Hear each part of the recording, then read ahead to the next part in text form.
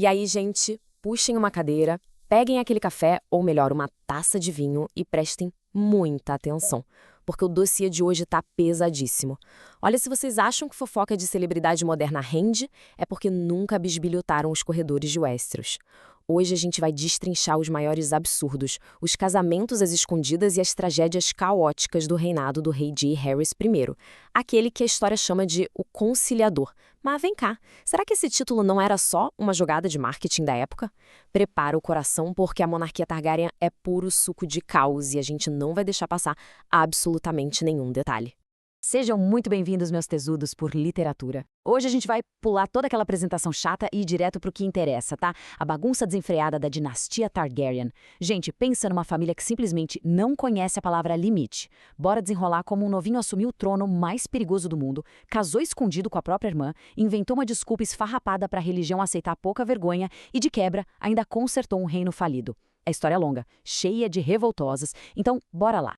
Pra entender o tamanho da treta, saca só o que o Jaehaerys herdou. O tio dele, Maegor, o Cruel, simplesmente amanheceu morto, espetado e perfurado pelo próprio Trono de Ferro. Bizarro, né? O cara deixou um reino completamente falido, manchado de sangue, em guerra civil, com a fé militante, olha, uma verdadeira carniça. E o Jaehaerys, prestem atenção, tinha só 14 anos. 14. Um adolescente no meio de um barril dobrado, tendo que limpar a sujeira de um tio psicopata. Enquanto muito jovem da cidade está aí aprendendo a andar a cavalo, o novinho aqui teve que chegar prometendo paz e distribuindo anistia pra rebelde. Tudo isso só pra não perder a própria cabeça logo no primeiro dia de trampo.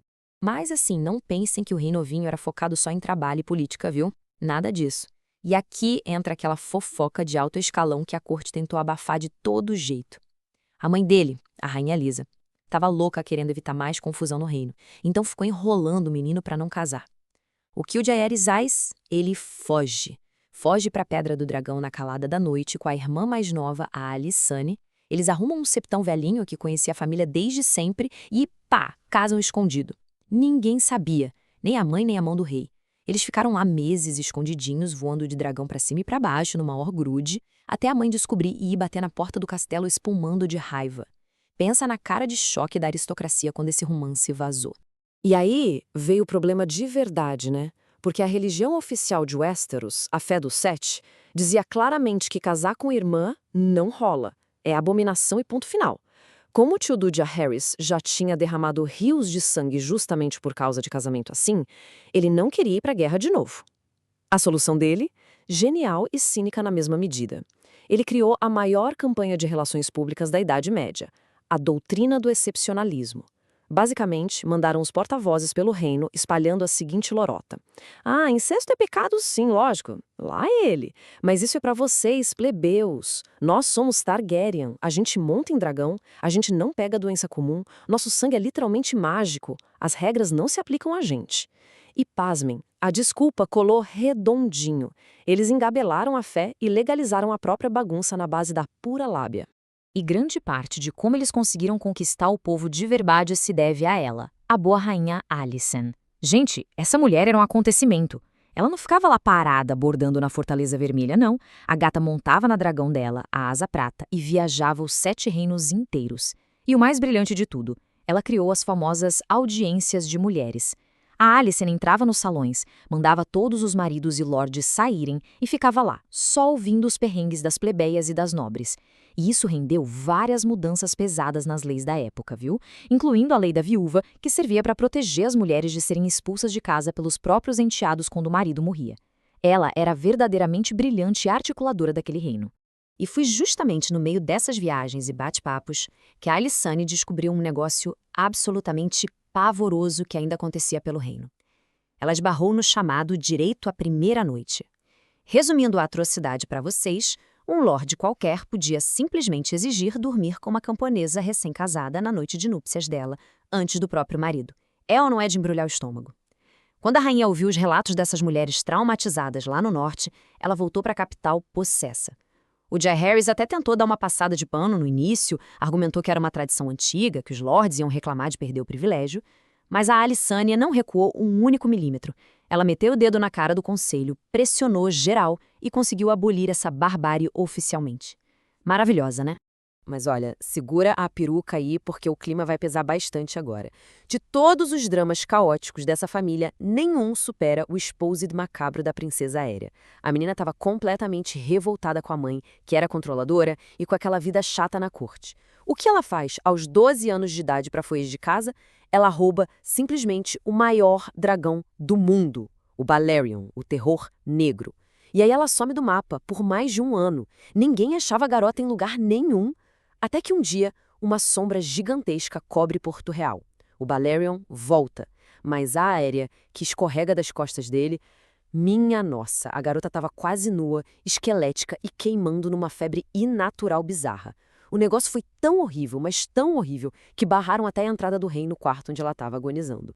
E a fofoca que vazou dos registros do Septon Barrett é de revirar o estômago. Ele relatou com todas as letras que as coisas que eles encontraram dentro dela ainda vivem lá hoje. Gente, a princesa passou por um calor do caralho, mas de forma literal. O dragão provavelmente levou a menina de volta para as ruínas amaldiçoadas de Valíria. E o que a menina pegou lá não foi uma virose de viagem não, tá? Quando enfiaram a princesa numa banheira de gelo tentando desesperadamente baixar a febre absurda, umas criaturas, uns vermes com rostos e mãos de fogo saíram rasgando a pele dela de dentro para fora. Os bichos morriam na hora que tocavam no gelo, mas a menina já estava sendo cozida viva por dentro. Foi um pesadelo tão cabuloso que o rei proibiu qualquer navio de Westeros de chegar perto de Valíria para todo o sempre. Trauma real para a vida toda. Ufa! Bom, depois desse terror todo, vamos voltar para o nosso casal de ouro para entender como foi o fim dessa era. E o número que vocês precisam guardar de todo esse reinado é bem absurdo. 13. Lembra que o Jaehaerys e a Alicent se amavam loucamente e viviam naquele grude? Pois é, o resultado disso foram 13 filhos ao longo da vida. Parecia que todo ano tinha uma criança nova berrando na Fortaleza Vermelha. A gente pensa logo, poxa, com uma prole gigantesca dessas, a sucessão tá mais que garantida, né? Mais que nada, o feitiço virou contra o feiticeiro de um jeito espetacular. Porque ter 13 filhos Targaryen é ter uma fábrica de problemas em casa. É briga de ego, é menina rebelde fugindo, são tragédias levando as crianças por doenças repentinas. No fim das contas, essa superpopulação aí gerou a maior dor de cabeça dinástica que o Westeros já tinha visto. E todo esse caos sucessório culminou nisso aqui. O famosíssimo Grande Conselho do ano 101. Como os filhos homens originais do rei morreram antes dele, a coroa ficou sem uma cabeça certa para pousar. De um lado, a gente tinha a princesa Rhaenys e o filho dela, que pela linha direta de nascimento deveriam herdar o trono sem questionamentos. Do outro lado, o príncipe Viserys, neto do rei pela linha masculina. A boa rainha Alicent bateu o pé, indignada, batendo de frente e dizendo que mulher tem inteligência e direito para governar, sim, mas não adiantou. Os lordes de Westeros votaram esmagadoramente no homem, no Viserys. Eles criaram ali, na cara dura, uma jurisprudência pesadíssima de que meninas não entram no Clube do Trono de Ferro. E a Rhaenys teve que engolir a seco o título amargo de a rainha que nunca foi.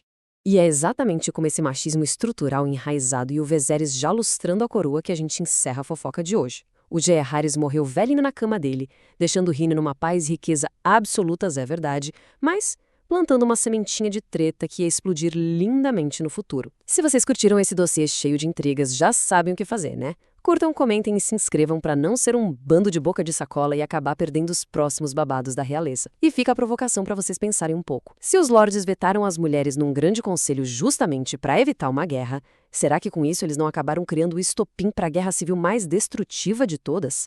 Fica a dúvida no ar, porque no nosso próximo dossiê a gente entra de cabeça no reinado do Viserys I e no sangue da temida Dança dos Dragões. Fiquem espertos e até a próxima.